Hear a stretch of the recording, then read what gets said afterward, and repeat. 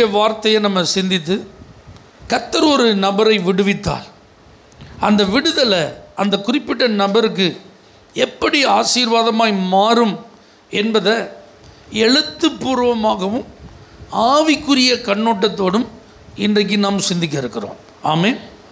எழுத்தின்படியும் அந்த விடுதலை எப்படி ஆசீர்வாதத்தை தருகிறது, அதே நேரத்தில் ஆவிக்குரிய ரீதியிலும் அந்த நபர்கள் விடுதலை அடைந்த போது அது எப்படி அவர்களுக்கு ஆசீர்வாதமாய் மாறும் என்பதை குறித்ததான சில காரியங்களை நம்ம பார்க்க போகிறோம். லூக்கா எழுதின சுவிசேஷம் 13ஆம் அதிகாரத்தில் 11ஆம் வசனம் இவ்வாறு எழுதப்பட்டிருக்கு. அப்பொழுது 18 வருஷமாய் பலவீனப்படுத்தும் ஆவியை கொண்ட ஒரு ஸ்திரீ அங்கே இருந்தாள். அவள் எவ்வளவும் நிமிரக்கூடாத கூனியாயிருந்தாள். அல்லேலூயா. நம்ம பொதுவாக கூன் போட்டிருக்கிறவங்கள பார்த்துருக்குறோம், அப்படி தானே? இந்த கூன் ஒரே நாளில் முழுவதும் அவங்கள என்ன செய்யாது, பெண்ட் ஆக்காது, அவங்கள வளைய செய்யாது. அது படிப்படியாக தான் என்ன செய்யும், வளைய செய்யும். அதனால தான் உட்காரும் போதே நல்லா நேராக உட்காரு, கூன் போட்டு என்ன செய்யாத, உட்காராத. அப்படிலாம் சின்ன பிள்ளைகளெல்லாம் பெரியவங்க சொல்கிறதெல்லாம் நம்ம பார்த்துருக்குறோம். நாமும் நம்முடைய பிள்ளைகள்கிட்ட என்ன செஞ்சுருக்கலாம், சொல்லியிருக்கலாம். ஆனால் கொஞ்சம் குறிப்பிட்ட வயதை அவர்கள் அடையும் போது கொஞ்சம் கொஞ்சமாக என்ன செய்வாங்க, அப்படியே உடம்பு வளைய ஆரம்பிக்கும். அப்படியே வளைஞ்சி வளைஞ்சி வளைஞ்சி அவங்க மொத்தத்திலே நிமிர முடியாத அளவுக்கு என்ன செஞ்சுருவாங்க, கூனி போயிடுவாங்க. இப்போ நம்ம இப்படி பார்க்குற சில நபர்கள் எல்லாம் அவங்கள குறித்து நம்ம என்ன நினச்சிருப்போம், வயசாயிட்டு அதனால் கூன் போட்டுட்டாங்க, உடம்பு பலவீனமாயிட்டு அதனால் அவங்களுக்கு என்ன விழுந்துட்டு, கூன் விழுந்துட்டு அப்படி நம்ம நினைக்கிறோம். ஒருவேளை அது சரியாக கூட என்ன செய்யலாம், இருக்கலாம். ஆனால் பைபிளில் நம்ம வாசிக்கிற இந்த தாயை குறித்து எழுதப்பட்ட வார்த்தை நீங்கள் கவனித்து பார்த்தா, இந்த அம்மாவுக்கு 18 வருஷமாக நிமிரவே முடியாத அளவுக்கு கூனியாக என்ன செஞ்சுருக்காங்க, இருந்திருக்காங்க. அதுலேயும் அந்த வார்த்தை சொல்லுது, எவ்வளவேனும் நிமிர முடியாத கூனி. அப்போ கொஞ்சம் கூட அவங்களால நிமிர்ந்து என்ன செய்ய முடியாது, பார்க்க முடியாது. அந்த அப்படிப்பட்ட ஒரு வேதனையான சூழ்நிலையில் ஒரு வாரம், ஒரு மாதம், ஒரு வருஷம் கிடையாது, அவங்க எத்தனை வருஷம் கஷ்டப்பட்டுருக்காங்க, 18 வருஷம் கஷ்டப்பட்டுருக்காங்க. ஆனால் அவங்களும் ஜெபாலயத்தில் தான் இருந்தாங்க. ஆண்டவர் ஒரு நாள் ஓய்வு நாளில் பிரசங்கம் பண்ணியிருக்கிறாரு. அந்த பிரசங்கத்தை கேட்குறதுக்கு இப்போ நான் பண்ணுற பிரசங்கத்தை கேட்க நீங்கள் எப்படி ஆலயத்தில் உட்காந்துருக்கீங்களோ, இதை போல் 18 வருஷமாக நிமிரவே முடியலன்னாலும், 18 வருஷமாக நிமிர்ந்து பார்க்காத ஒரு வாழ்க்கை வாழ்ந்துட்டு இருந்தாலும் அவங்க எங்கே வந்திருந்தாங்க, ஆலயத்துக்கு வந்திருந்தாங்க. இப்போ அந்த பிரச்சனை குறித்து வேதம் எப்படி எழுதப்பட்டிருக்கு பாருங்களேன். அந்த தாயாரை இயேசு பார்க்குறார்.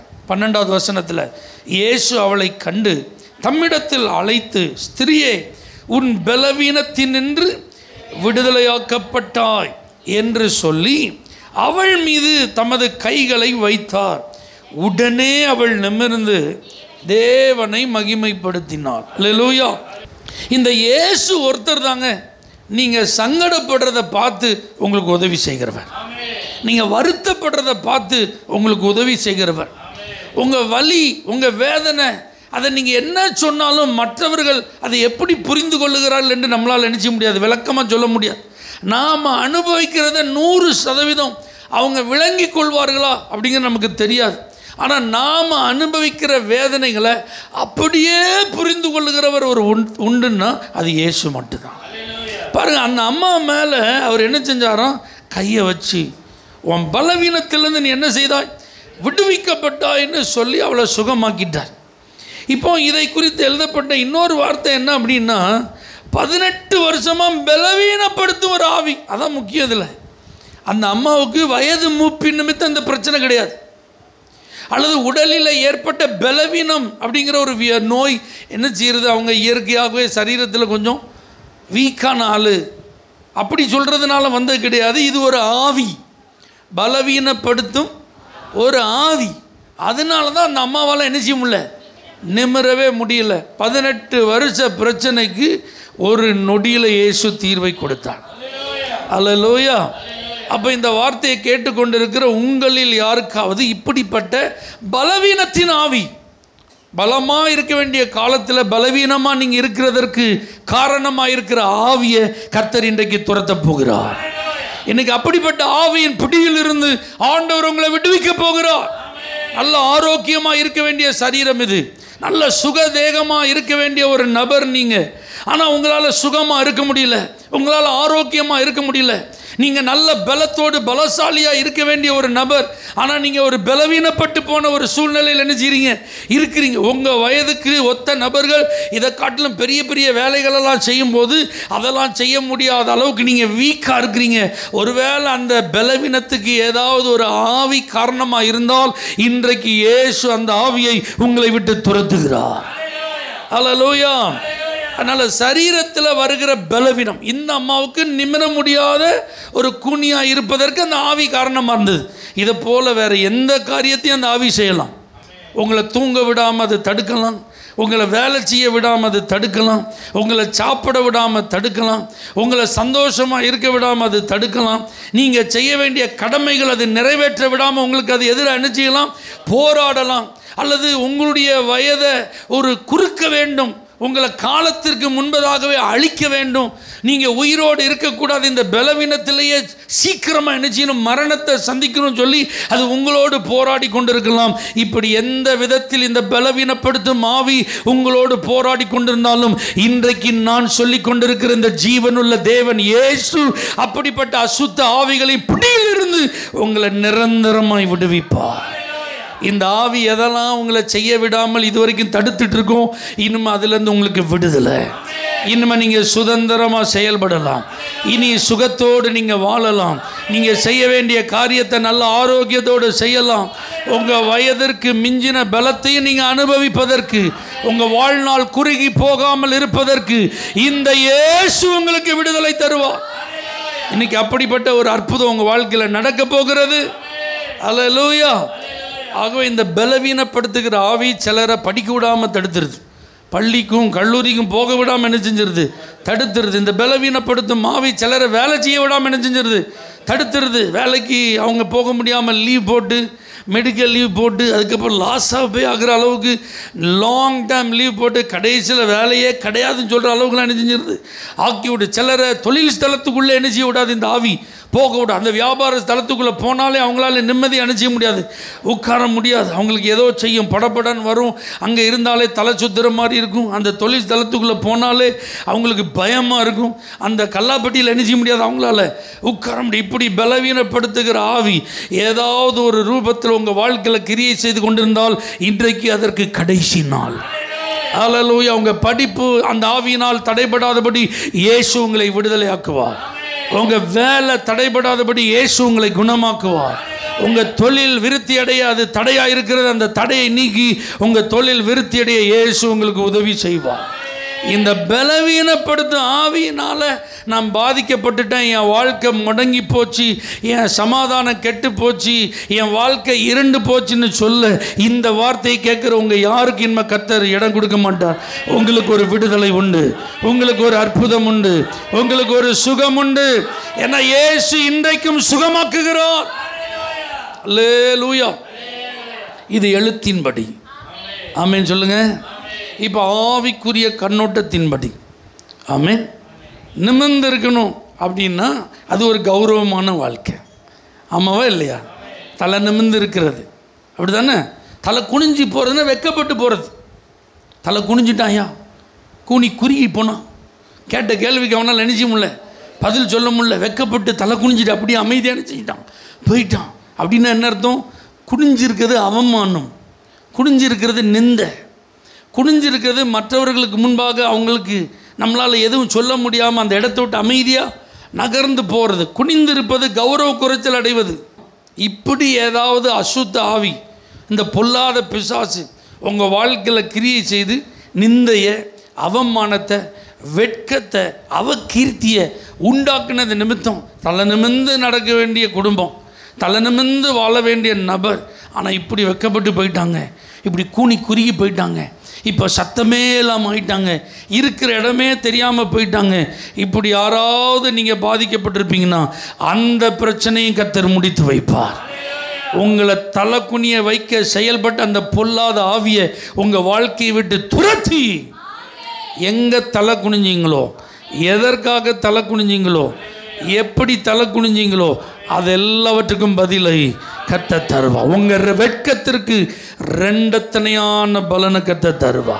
நீங்கள் எங்கே வெட்கப்பட்டீங்களோ அதே இடத்துல உங்களை புகழ்ச்சியிலும் கீர்த்தியிலும் சிறந்திருக்க பண்ணுவார். ஹல்லேலூயா. நல்லா தான் போயிட்டு இருந்தது வாழ்க்கை. ஆனால் என்னன்னே தெரில. அந்த மந்திரவாதம் வச்சுட்டாங்க, அந்த செய்வனை வச்சுட்டாங்க, அந்த பில்லி சூனியம் வச்சுட்டாங்க. அதுக்கப்புறம் டோட்டலாக அந்த தொழிலே நஷ்டப்பட்டுட்டு, டோட்டலாக அந்த குடும்பத்துக்கு கடனுக்கு மேலே கடன் ஆகிட்டு, அவமானம் தாங்க முடியாமல் ஊரே என்ன செஞ்சிட்டாங்க, காலி பண்ணிட்டாங்க. அவமானம் தாங்க முடியாமல் கடையை மூடிட்டு என்ன செஞ்சிட்டாங்க, போயிட்டாங்க. அவமானம் தாங்க முடியாமல் அப்படியே சொல்லாமல் கொள்ளாமல் ராத்திரியோட ராத்திரியை எங்கே போனாங்கன்னு என்ன செய்யாது, தெரியாது. இப்படிப்பட்ட நிலைமைகளுக்கெல்லாம் பின்பாக இருந்து செயல்படுகிற ஆவியின் தாக்கங்கள் உங்கள் வாழ்க்கையில் இருக்குமானால் இன்றைக்கு இயேசு நாமத்தில் நான் கட்டளையிடுகிறேன். அப்படிப்பட்ட அவமான கிரியைகள் எல்லாம் அழிக்கப்படும். அப்படிப்பட்ட பொல்லாத பிசாசின் செயல்கள் எல்லாம் நிர்மூலமாகும். இயேசுவின் நாமத்தினால் அது நடக்கும். ஒரு நாள் தேவ பிள்ளைகளை ஆலயத்திற்கு வந்திருக்கிற உங்களை தலை குனிஞ்சி வாழ கர்த்தர் விட மாட்டார். தலை குனிஞ்சிருந்த உங்களையும் தலை நிமிர்ந்து வாழ தான் உதவி செய்வார். நீங்கள் தலை குனிஞ்சதுக்கு பல காரியங்கள் காரணமாக இருக்கலாம். நீங்கள் சந்தித்த தோல்வி காரணமாக இருக்கலாம். உங்கள் வாழ்க்கையில் வந்த நஷ்டம் காரணமாக இருக்கலாம். உங்கள் வாழ்க்கையில் எதிர்பாராத விதமாய் நீங்கள் சந்தித்த ஒரு அவமானமான காரியம், உங்கள் குடும்பத்தில் யாரோ ஒருத்தர் செய்த ஒரு தவறான செயல் ஒரு பெரிய அவமானத்தை என்ன செஞ்சுருக்கலாம், உங்களுக்கு உண்டாக்கி இருக்கலாம். உங்கள் குடும்பத்தார் மத்தியில், உறவுகளுக்கு மத்தியில் எல்லாரும் உங்களை எப்படியோ எதிர்பார்த்து கொண்டு இருக்கும்போது எங்கேயோ நடந்த ஒரு தவறு ஒரு பெரிய இழுக்கை உங்கள் வாழ்க்கையில் ஏற்படுத்தி இருக்கலாம். இதற்கு பின்பாக தூண்டுதலாய் செயல்பட்ட அந்தகார கிரியைகளை கர்த்தர் அழித்து அத்தனை கண்களை இனி உங்களை ஆச்சரியமாக பார்க்க போது. யாரெல்லாம் உங்களை அவமானப்படுத்தப்பட்டவர்களாய் பார்த்தார்களோ, யாரெல்லாம் உங்களை நிந்திக்கப்பட்டவர்களாய் பார்த்தார்களோ, யாரெல்லாம் உங்களை தலை குனிந்தவர்களாய் பார்த்தார்களோ அத்தனை பேருக்கு நடுவில் நீங்கள் தலை நிமிர்ந்து தேவனை துதிக்க போகிறீர்கள். அவருடைய வல்லமை உங்கள் மேல் வெளிப்பட போகிறது. அவருடைய வார்த்தை இன்றைக்கு உங்களை சந்திக்கிறது. அவருடைய கரம் இன்றைக்கு உங்கள் வாழ்வை தொடுகிறது. நீங்கள் நிமிர்ந்து கர்த்தரை துதிக்க போறீங்க. உங்களை கர்த்தர் நிமிர பண்ணுவார். உங்க தலை குனிய கர்த்தர் விட மாட்டார். உங்களை அவமானப்படுத்துவதற்கு எழும்பி செயல்படுகிற அந்தகார வல்லமைகள், அந்த ஆவியினால் தூண்டப்பட்டு செயல்படுகிற மனுஷிக வல்லமைகள் எல்லாவற்றையும் கர்த்தர் முறித்து உங்க தலையை கர்த்தர் நிமிர பண்ணு. கடன் பிரச்சனையை கொண்டு வந்து உங்களை அவமானப்படுத்தி தலை குனிய வச்சிருக்கிறானா, அந்த கடன் பிரச்சனையிலிருந்து தலை நிமிர்ந்து நடக்க பொருளாதார ஆசீர்வாதத்தை கர்த்தர் தருவார். கடன்களை அடைக்க கர்த்தர் ஒரு வழியை திறப்பார். ஆமென், அல்லேலூயா. பொருளாதாரத்தில் தன்னிறைவை அடையும் ஒரு வாழ்வை கர்த்தர் உங்களுக்கு தருவார். எத்தனை பேர் இதெல்லாம் நம்புறீங்க? அல்லேலூயா. ஆண்டவர் ஆலயத்துக்கு போனாங்க. ஆனால் இப்படி ஒரு வியாதி வந்தது. அந்த வியாதியில் பணத்தெல்லாம் செலவு பண்ணி ஒன்றும் இல்லாமல் போயிட்டாங்க. ஏன்? அவங்க தெய்வம் காப்பாற்றாதா? அவங்க கும்பிடுற தெய்வம், அவங்க வழிபடுற தெய்வம் அவங்களுக்கு உதவி செய்யாதான்னு சொல்லி பணங்களை வியாதிக்காக செலவு செய்து, சரீர சுகத்திற்காக செலவு செய்து, சற்றாகிலும் சுகமடையாத நிலையில் நீங்கள் யார் இருந்தாலும் இன்றைக்கு ஒரு தெய்வீக சுகத்தை தந்து இயேசு அற்புதம் செய்கிறார். இயேசு சுகம் அளிக்கிறார்.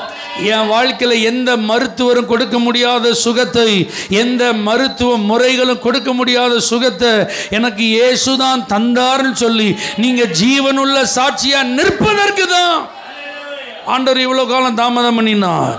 இவ்வளவு காலம் அமைதியா இருந்தா. பணம் விரயமாயிட்டுன்னு நினைக்காதீங்க. அங்கும் இங்கே அலைஞ்சு தான் இப்படி நேரம் செலவாச்சுன்னு நினைக்காதீங்க. வியாதியில் கண்ணீர் வடித்து தான் காலம் போச்சுன்னு நினைக்காதீங்க. நீங்கள் எல்லா இடத்துக்கும் போனதுக்கு காரணம் என்னென்னா, எங்கே போனாலும் கிடைக்காத சுகத்தை, எங்கே போனாலும் கிடைக்காத ஆசீர்வாதத்தை, எங்கே போனாலும் கிடைக்காத அற்புதத்தை, யாரும் உங்கள் தலையை நிமிர்ந்து நடக்க செய்ய முடியாத ஒரு சூழ்நிலையை இயேசுவால் மட்டும்தான் செய்ய முடியும் என்பதற்குத்தான் இவ்வளோ காலம் நீங்கள் அங்கே இங்கே என்ன செஞ்சுருக்கலாம், போயிருந்திருக்கலாம். இப்போ எல்லாருடைய கண்கள் காண இந்த இயேசு உங்கள் தலையை நிமிர பண்ணுவார். அல்லேலூயா. அப்போ எழுத்தின்படியும் கர்த்தர் உங்களை தலை நிமிர்ந்து நடக்க பண்ணுவார். அதே நேரத்தில் ஆவிக்குரிய ரீதியிலும் நீங்கள் தலை நிமிர்ந்து நடக்க கர்த்தர் உதவி செய்வார். இனி உங்கள் குடும்பத்தார் மத்தியில் நீங்கள் தலை குனிய மாட்டீங்க. உங்கள் ஊர்க்காரங்க மத்தியில் நீங்கள் தலை குனிய மாட்டீங்க. உங்கள் உறவுக்காரங்க மத்தியில் நீங்கள் தலை குனிய மாட்டீங்க. சபைக்கு நடுவில் நீங்கள் தலை குனிய மாட்டீங்க. எத்தனை பேர் இதெல்லாம் விசுவாசிக்கிறீங்க? உங்கள் வேலை ஸ்தலத்தில் நீங்கள் தலை நிமிர்ந்து நடப்பீங்க. தொழில் செய்த வியாபாரிகளுக்கு நடுவில் நீங்கள் தலை நிமிர்ந்து நடப்பீங்க. உங்கள் கூட பழகுகிற நண்பர்களுக்கு நடுவில் நீங்கள் தலை குனிஞ்சு நீங்கள் போக மாட்டீங்க. உங்களை கர்த்தர் தலை நிமிர்ந்து நடக்க பண்ணுவார். யாரும் விரல் நீட்டி உங்களை பார்த்து உங்களை அவமானப்படுத்தி உங்களை தலை குனிய வைக்க இனி கர்த்தர் அனுமதிக்க மாட்டார். இப்போ கர்த்தருடைய வல்லமை உங்கள் வாழ்க்கையில் வந்துட்டு அவருடைய கரம் உங்கள் வாழ்க்கையை தொட ஆரம்பித்து விட்டது. அவருடைய வார்த்தையினால் அவர் உங்களை விடுதலை ஆக்குகிறார், உங்களுக்கு அற்புதம் செய்கிறார். எப்படி இந்த 18 வருட பிரச்சனை நிமிர்ந்து பார்க்க முடியாத சூழ்நிலையில் இந்த தாய்க்கு நொடியில் விடுதலை நடந்ததோ, அற்புதம் நடந்ததோ, அதே போல் உங்கள் வாழ்க்கையில் கர்த்தர் அந்த அற்புதத்தை செய்கிறார், அந்த விடுதலையை தருகிறார். எத்தனை பேர் ஆமேன் சொல்றீங்க? அல்லேலூயா, ஆமேன். இன்னொரு வேத வசனத்தை நாம் வாசிப்போம். லூக்கா எழுதின சுவிசேஷம் 6வது அதிகாரம் அதனுடைய 6வது வசனத்தை நாம் வாசிப்போம். வேறொரு ஓய்வு நாளிலே அவர் ஜெப ஆலயத்தில் பிரவேசித்து உபதேசித்தார். அங்கே சூம்பின வலது கையை உடைய ஒரு மனுஷன் இருந்தான். அந்த ஜெபாலயத்தில் இயேசு பிரசங்கம் பண்ணிட்டு இருக்கும்போது எப்படி 18 வருஷம் நிமிர முடியாத ஒரு தாய் இருந்தாங்களோ, அதே போல் இந்த இடத்துல எழுதப்பட்டிருக்கு. இதே போல் ஒரு நாள் இயேசு ஆலயத்தில் பிரசங்கம் பண்ணும்போது வலது கை சூம்பின நிலையில் ஒரு மனுஷன் என்ன செஞ்சான்? இருந்தான். அல்லேலூயா. அந்த மனுஷனுக்கு ஆண்டவர் அற்புதம் செய்கிறார். 8வது வசனத்தில் சூம்பின கையை உடைய மனுஷனை நோக்கி நீ எழுந்து நடுவே நில் என்றார்.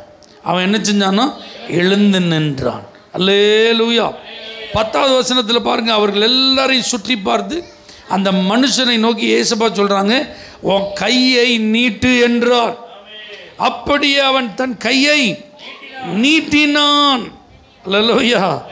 உடனே அவன் கை மறு கையை போல சுஸ்தமாயிற்று. ராமன் சொல்லுங்க பார்க்கலாம். வலது கை சூம்பி போயிருக்கு, ஆனால் சர்ச்சில் இருந்து பிரசங்கம் கேட்டுட்டு இருக்கிறாரு. அது ஒரு ஓய்வு நாள். அந்த மனுஷன் கை அப்படி இருக்குங்கிறத பார்த்து அவனுக்கு உதவி செய்ய இயேசு விரும்புகிறார். ஆனால் ஓய்வு நாளை சுகமாக்கக்கூடாத இவர் என்ன செய்ய போகிறாருன்னு ஒரு கூட்டம் என்ன செஞ்சிட்ருக்கு? பார்த்து கொண்டு இருக்கிறது. ஆனால் அவங்க எல்லாருடைய சிந்தனைகளை அவர் அறிந்திருந்தாலும் இந்த மனுஷன் மேலே அவருடைய அன்பும் இரக்கமும் வெளிப்பட்டு எல்லாருக்கும் நடுவில் நீ எழுந்து நின்றுட்டார். அல்லேலூயா. எழுந்து நின்று அந்த மனுஷனை பார்த்து இப்போ வலதுகையை நீட்டுன்றார். இப்போ அவன் வலதுகையை நீட்டினா இது வரைக்கும் அவன் நீட்டும் போதெல்லாம் அந்த கை எப்படி தான் இருந்துச்சு? சூம்பி போய் தான் இருந்துச்சு. ஆனால் இப்போ நீட்டுனா அவன் கை சுகமாயிட்டு. இடது கை எப்படி நார்மலாக இருக்குது, இது மாதிரி வலது கை ஆயிட்டு. ஆமென் சொல்லுங்க பார்க்கலாம். அப்போ பாருங்கள், சரீரத்தில் உள்ள குறைபாடு, இது சரீரத்தில் உள்ள குறைபாடு. அப்போ அந்த குறைபாட்டை நீக்க இயேசு வல்லவர். இதை எத்தனை பேர் நம்புறீங்க? இயேசு தான் படைக்கிறவர், இயேசு தான் சிருஷ்டிக்கிறவர், அவர் தான் நம்மை உண்டாக்குகிறவர். அப்போ நம்முடைய சரீரங்களில் ஏதாவது குறைபாடுகள் வந்தால் அந்த குறைபாடுகள் அவரால் என்ன செய்ய முடியும்? நீக்க முடியும். விசுவாசிக்கிறீங்களா? அல்லேலூயா.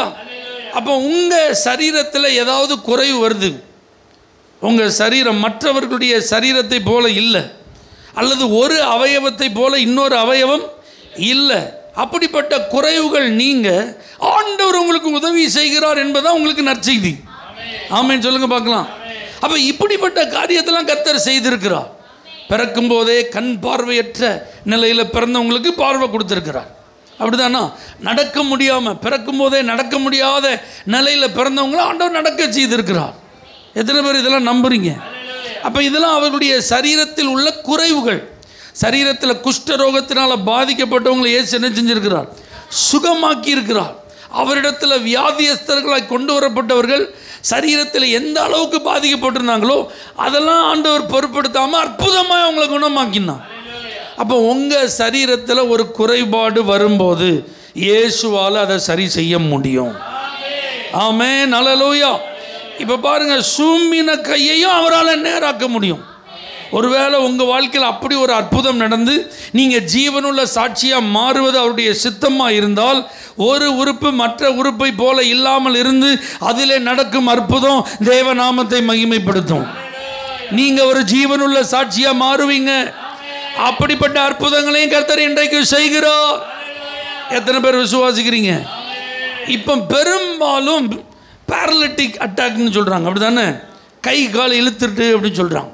ஒரு கை ஒரு கால் செயல்படாமல் போயிட்டு, அப்போ இன்னொரு கை இன்னொரு கால் செயல்படுது, அதில் நல்ல உணர்வு இருக்குது. ஆனால் இன்னொரு கையில் இன்னொரு காலில் என்ன இல்லை?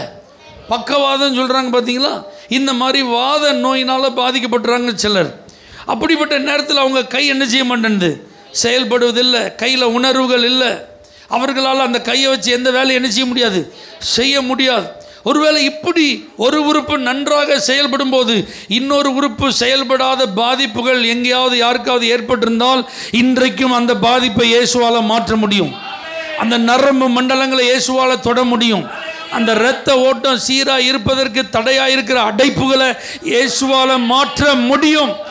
அது வலது பக்கமாக இருந்தாலும் சரி, இடது பக்கமாக இருந்தாலும் சரி, அது கையாக இருந்தாலும் சரி, அது காலாக இருந்தாலும் சரி, எந்த உறுப்பில் என்ன பாதிப்பு இருந்தாலும் அந்த பாதிப்பை சரி செய்து அதை மற்ற ஒரு உறுப்பு சீராய் செயல்படுவது போல ஆண்டவரால் செயல்பட வைக்க முடியும்.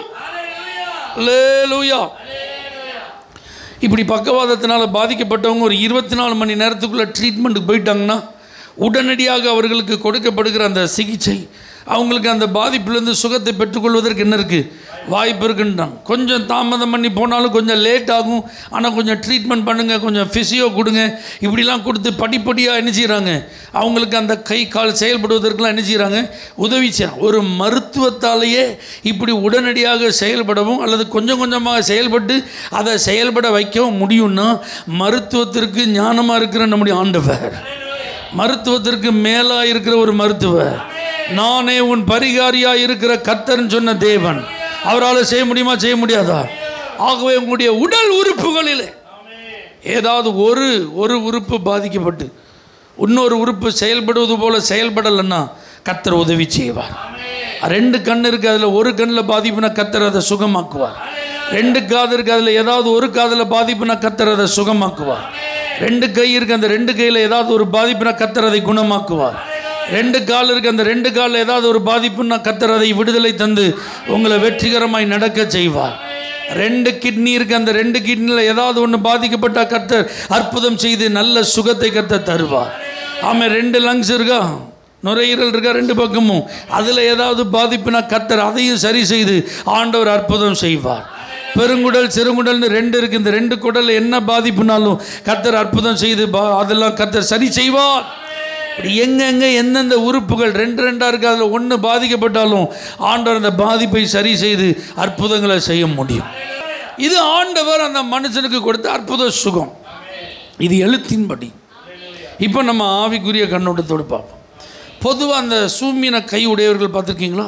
அவங்க எல்லாருக்கும் தெரிகிற மாதிரி அந்த கையை வைக்க மாட்டாங்க. ஆமே, ஒன்று ஃபுல் ஹேண்ட் மாதிரி எதாவது போட்டிருப்பாங்க, அல்லது ஒரு டவல் மாதிரி எதாவது என்ன செஞ்சுருப்பாங்க போட்டிருப்பாங்க, அல்லது ஒரு ஷால் மாதிரி ஏதாவது பெண்களாக இருந்தால் என்ன செஞ்சுருப்பாங்க போட்டிருப்பாங்க. ஏன்? அது ஒரு விதமான மனசுக்குள்ளே இருக்கிற வருத்தம், அப்படி தானே? இன்ஃபீரியாரிட்டி, தங்களை தாங்களே குறைவாக நினைத்து கொள்ளுகிற ஒரு எண்ணம். நம்ம கை இப்படி இருக்க, இதை பார்த்தா எல்லோரும் என்ன நினைப்பாங்க அப்படிங்கிற ஒரு எண்ணம் இருக்கிறதுனால தான் அதெல்லாம் நினைச்சிக்கிறாங்க, மறைச்சி வச்சுருப்பாங்க. ஆமே, சொல்லுங்க பார்க்கலாம். அல்லேலூயா. இப்படி நம்முடைய இயலாமைகள், நம்மால் முடியாத, மற்றவங்கள போல் நம்ம இல்லை.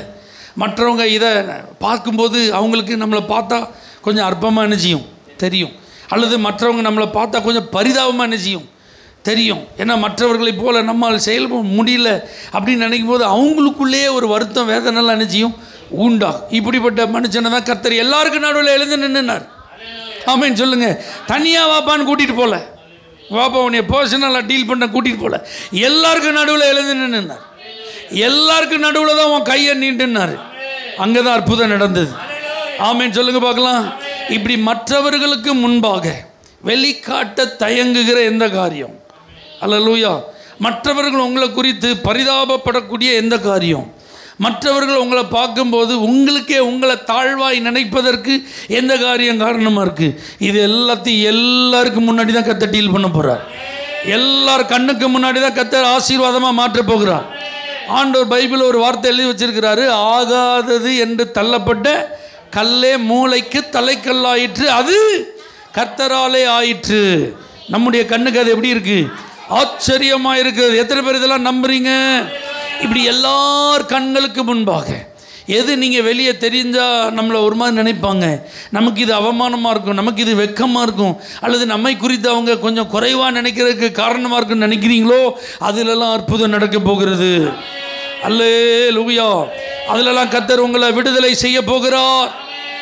அல்லேலூயா. இனிமே நீங்கள் எல்லாரும் போல நீங்கள் என்ன செய்யலாம்? ஃப்ரீயாக இருக்கலாம். எல்லாரும் போல நீங்கள் செயல்படலாம். எல்லாரும் போல எல்லா இடத்துக்கு வரலாம். எல்லாரும் போல நீங்கள் எங்கே இருக்கலாம். அப்படிப்பட்ட ஒரு சூழ்நிலையை கர்த்தர் உருவாக்கி தருவார். எங்கேயும் நீங்கள் ஒதுங்கி நிற்க வேண்டிய சூழ்நிலை இருக்காது. எங்கேயும் நீங்கள் பின்தங்கி இருக்க வேண்டிய அவசியம் இருக்காது. எங்கே பார்த்தாலும் பின்னாடி ஓரமாக அப்படி இருக்க வேண்டிய ஒரு காரியமா உங்களுக்கு இருக்காது. எல்லாருக்கும் நடுவில் கர்த்தர் அவனை எழுப்பி ஆசீர்வதித்தார். எல்லாருக்கும் நடுவில் எழுப்பி அவனை குணமாக்கினார். எல்லாருக்கும் நடுவில் எழுப்பி அவனுக்கு அற்புதம் செய்தார். அதை போல எல்லா கண்களுக்கு முன்பாக உங்களை ஆசீர்வதிப்பார். எத்தனை பேர் ஆமென் சொல்றீங்க? அடுத்து பைபிள் ரொம்ப அழகாக சொல்லுது, வலது கை. என்னது? வலது கை. வலது கை அப்படின்னாலே நம்முடைய கைகளின் கிரியை, நம்முடைய வேலை, நம்ம செய்கிற தொழில், நம்முடைய வாழ்வாதாரம், இதுதான் இவனுக்கு பாதிக்கப்பட்டிருக்கு. அதை கர்த்தர் சரி பண்ணிட்டார். ஆமென் சொல்லுங்க பார்க்கலாம். அப்போ உங்கள் வலது கை அப்படின்னு சொல்கிறது உங்களுடைய வாழ்வாதாரம். நீங்கள் வருமானத்திற்காக உழைக்கும் உங்கள் உழைப்பு, உங்களுக்கு கர்த்தர் தந்திருக்கிற ஆசீர்வாதமான வேலை, நீங்கள் செய்கிற தொழில் அல்லது வியாபாரம் அல்லது ஊழியம் எதுனாலும் இருக்கலாம். அதான் வலது கை. ஆமென். வலது கை அதை தான் ரெப்ரசன்ட் பண்ணுது. இப்போ அது பாதிக்கப்பட்டிருக்கு. இப்போ கர்த்தர் அதை சுகமாக்குகிறார். அப்போ உங்கள் வேலையில், உங்கள் தொழிலில், உங்கள் வருமானத்தில் ஏதாவது பாதிப்பு இருந்தால் கர்த்தர் அந்த பாதிப்பை மாற்றுவார். எல்லாருக்கும் முன்பாக வேலை சரியில்லைன்னு சொல்கிறதுக்கு நீங்கள் தயங்கலாம், தொழில் சரியில்லைன்னு சொல்கிறதுக்கு தயங்கலாம், வருமானம் அதிகமாக இல்லைன்னு சொல்கிறதுக்கு நீங்கள் என்ன செய்யலாம்? தயங்கலாம். என் வாழ்க்கையின் ஆசீர்வாதத்திற்கான வாழ்வாதாரம் பெருசாக சொல்கிறதுக்கு ஒன்றும் இல்லைன்னு சொல்லி நீங்கள் என்ன செய்யலாம்? கொஞ்சம் தயங்கலாம். கர்த்தர் எல்லாருக்கும் முன்பாக உங்கள் வாழ்வாதாரத்தை உயர்த்த போகிறார். கர்த்தர் எல்லா கண்களுக்கு முன்பாக உங்கள் வருமானத்தை ஆசீர்வதிக்க போகிறார். உங்களை சுற்றி இருக்கிற உங்கள் குடும்பம், நண்பர்கள், உறவுகள், நீங்கள் தொழில் செய்கிற இடத்துல இருக்கிற எல்லாரும், நீங்கள் வேலை செய்கிற இடத்துல இருக்கிற எல்லாரும் கண்கள் பார்க்க நீங்கள் கரத்தினால் செய்யும் ஒவ்வொரு காரியங்களை கர்த்தர் வாய்க்க பண்ண போகிறார். உங்கள் கைகளின் கிரியைகளை கர்த்தர் ஆசீர்வதிக்க போகிறார். இந்த கையிட்டு செய்யும் இனி நீங்கள் செய்ய போகிற எல்லா வேலையிலும் கர்த்தர் தமது நல்ல பொக்கிஷ சாலையை உங்களுக்காக திறப்பார். இனி நீங்க செய்ய போகிற வேலையில் உங்களுக்கு பாக்கியமும் நன்மையும் உண்டாயிருக்கும். அல்லேலூயா. உங்க கரங்களின் கிரியைகளை கர்த்தர் ஆசீர்வதிப்பார். அதில் ஏற்பட்ட முடக்கங்களை கர்த்தர் மாற்றுவார். உங்க கரத்தினால் செய்த கிரியைகளில் ஏற்பட்ட இழப்புகளை கர்த்தர் ஈடு செய்வார். உங்க கரத்தினால் நீங்கள் செய்த கிரியைகளை தொடர முடியாத நிலைமையை கர்த்தர் மாற்றுவார். அதில் நீங்கள் சந்தித்த நஷ்டங்களை கர்த்தர் மாற்றுவார். மற்றவர்களை போல செயல்பட முடியாமல் இருக்கிற வாழ்வாதாரத்தை மறுபடி கர்த்தர் செயல்பட உதவி செய்வார். எத்தனை பேர் இதெல்லாம் நம்புறீங்க? அல்லேலூயா. அப்போ இன்னையிலேருந்து உங்கள் கரங்களின் கிரியைகள் ஆசீர்வதிக்கப்பட போகிறது. நீங்கள் கையினால் செய்ய போகிற வேலையெல்லாம் ஆண்டவர் ஆசீர்வதிக்க போகிறார். அல்லேலூயா. அப்போ ஆண்டவர் என்ன சொல்றார் பாருங்க, உன் கையை நீட்டுன்றார். உன் கையை நீட்டு. அல்லேலூயா. எல்லாருக்கும் முன்னாடி உன் கையை என்ன செய்? நீ நீட்டுன்றார். அப்போ ஆண்டவர் சமூகத்தில் உங்கள் கை என்ன செய்யணும்? நீட்டப்படணும். அல்லேலூயா. உங்கள் கரங்களின் கிரியைகள் எல்லாம் கர்த்தருக்கு முன்பாக கொண்டு வரப்படணும். இது என்னுடைய ஞானம் அல்ல ஆண்டவரே, இது என்னுடைய பலன் அல்ல ஆண்டவரே, இது என்னுடைய சாமர்த்தியம் அல்ல ஆண்டவரே, இது என்னுடைய திறமை அல்ல ஆண்டவரே, இது நீங்கள் எனக்கு தருகிற அனுக்கிரகம், இது நீங்கள் எனக்கு தருகிற ஆசீர்வாதம், இது நீங்கள் எனக்கு தருகிற வாய்ப்பு. அல்லேலூயா. அதான் கர்த்தருக்கு நேராக நீங்கள் நீட்டுறது. ஆமென் சொல்லுங்கள் பார்க்கலாம். அப்படின்னா என்ன அர்த்தம்? இதுக்கெல்லாம் உதவியாக இருக்கிறது யார் தான்? என்னாலே அன்றி உங்களால் ஒன்றும் செய்யக்கூடாதுன்னு ஆண்டவர் சொல்லிட்டார். அப்போ இந்த கரங்களின் கிரியைகளை ஆசீர்வதிக்க அவரால் மட்டும்தான் முடியும்.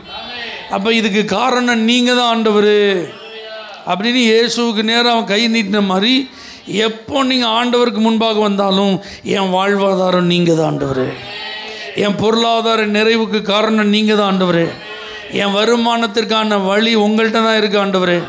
நான் செய்யும் வேலைகளுக்கான ஆசீர்வாதத்திற்கு கதவை நீங்கள் தான் என்ன செய்யணும், திறக்கணும் ஆண்டவரே அப்படின்னு அவருக்கு முன்பாக நீங்கள் வந்து அக்னாலஜி பண்ணணும், அதை ஒத்துக்கொள்ளணும். அதனால தான் இஸ்ரவேலருக்கு அதை கர்த்தர் ஒரு காரியமாகவே சொல்லிட்டார். ஒரு நாள் உன் மனசில் இது என்னால் தான் உண்டாச்சுன்னு என்ன செஞ்சிடக்கூடாது, நினச்சிடவே கூடாது. அல்லேலூயா. அடுத்து கையை நீட்டுறது அப்படிங்கிறது கொடுக்கறது. கையை நீட்டுறதுங்கிற என்னது, கொடுக்கறது. நல்ல கை விளங்க கொடுக்கணும். சிலர் சொல்லுவாங்க பார்த்தீங்கன்னா அவன் கை விளங்கி கொடுக்கவே மாட்டான் அப்படின்னு பார்த்துருக்கீங்களா? அந்த மாதிரி இல்லாமல் நீங்கள் கை விளங்கி என்ன செய்யணும், கொடுக்கணும். ஆமே சொல்லுங்கள். கர்த்தருக்கு நல்லா கொடுக்கணும், கஷ்டப்படுறவங்களுக்கு நல்லா கொடுக்கணும், நற்கிரியைகள் நல்லா செய்யணும். உங்கள் கை நல்ல ஒரு கொடுக்குற கையாக என்ன செய்யணும், இருக்கணும். நல்லது செய்கிற கையாக இருக்கணும். ஆமேன்னு சொல்லுங்கள். நன்மை செய்கிற கரமாக இருக்கணும். எத்தனை பேருக்கு நான் சொல்கிறதெல்லாம் புரியுது? அப்படி நம்ம கை நீட்டப்படும் போது நம்முடைய கரத்தை கர்த்தர் என்ன செய்வார், ஆசீர்வதிப்பார். நீங்கள் செய்கிற வேலைகளை கர்த்தர் என்ன செய்வார், ஆசீர்வதிப்பார். ஆமேன். ஆகவே இந்த 2 காரியங்களை நீங்கள் மறந்துடாதீங்க. ஆண்டவர் எழுத்தின்படியும் நம்மளை சுகமாக்குகிறார், ஆவிக்குரிய ரீதியிலும் அவர் நம்மை ஆசீர்வதிக்கிறார். இதை நீங்கள் விசுவாசித்து இந்த வார்த்தைகளை தியானம் பண்ணி ஆண்டோட ஜெபம் பண்ணுங்க. உங்களை தலை நிமிர்ந்து நடக்க வைப்பார். அதே நேரத்தில் உங்கள் கரங்களின் கிரியைகளை ஆசீர்வதித்து உங்களை உயர்த்துவார். கண்களை மூடி நாம் ஜெபம் பண்ணுவோம். ஆண்டோட சொல்லுங்கள், ஆண்டவரே என்னை தலை நிமிர்ந்து நடக்க செய்கிறவர் நீங்கள் தான்ப்பா. என் கரங்களின் கிரியைகளை ஆசீர்வதிக்கிறவர் நீங்கள் தான்ப்பா. உங்கள்கிட்ட நாங்கள் வர்றோம் ஆண்டவரே. இன்றைக்கி கேட்ட இந்த வசனத்தின்படி உடைய பிள்ளைகளை நீர் விடுவியும் ஆண்டவரே. உடைய பிள்ளைகளை நீர் ஆசீர்வதியும் ஆண்டவரே. பலவீனப்படுத்த மாவியெல்லாம் விலகி போனதற்காக நன்றி. அல்லேலூயா. எல்லாருக்கும் முன்பாக நிற்க முடியாதபடிக்கு அவர்களை தயங்க செய்கிற, பின்தங்க செய்கிற எல்லா சூழ்நிலைகளையும் நீ மாற்றினதற்காக நன்றி. ஆசீர்வாதமாயிருப்பார்களாக. இயேசுவின் நாமத்தில் பிதாவே, ஆமென். For prayer contact, Pastor J. J. Kumar, El Shaddai Ministries, 9500252586, Surandai.